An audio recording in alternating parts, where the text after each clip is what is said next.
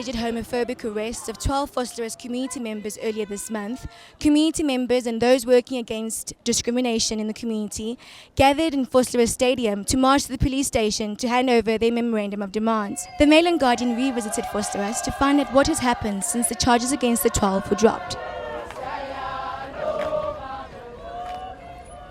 In the early hours of October 3rd, Vosloorus police were allegedly called out to quieten a loud party following the Johannesburg Pride March. 12 arrests were made, but none pertaining to the original complaint. 11 charges of obstruction of justice and 1 charge of assault on a police officer were laid. On October 5th, protesters gathered outside the Vosloorus Magistrates Court in support of the accused. All charges were dropped. As Vosloorus police, I want to state categorically, our mandate to serve this community. Eric, tell me exactly what happened that night. We were actually attacked by the police people. They came in, they just went in, they didn't ask any questions, they didn't give us any warning, they just went in there, evaded everyone, took everyone. We were actually thrown into the vans, brought to this police station. We saw maybe 7 or 8 vans that came. Police vans? Yeah, police vans. The other police took a pepper spray, started spraying inside. They said we must come out, then we got out and everybody was arrested and I was dragged. They didn't want me to walk on my own feet. I was dragged to a police van. As you correctly said, there was a party in a private house. Somebody phoned the police and said, we can't sleep. I think you're aware that it was 4 o'clock in the morning.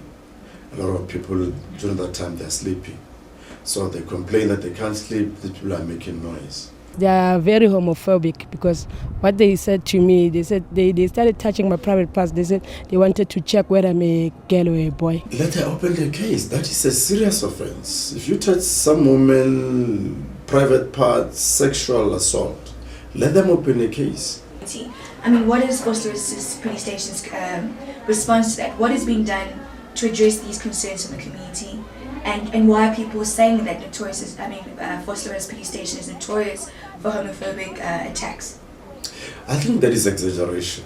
If the police were homophobic, I think they would go out of their way to hunt, But as I say, we were caught. If somebody did not complain, we wouldn't be having this interview.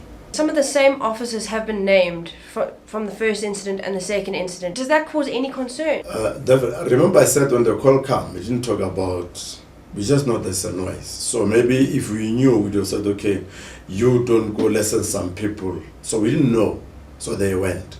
And then if it happens that they were the same police that dealt, it was not organized.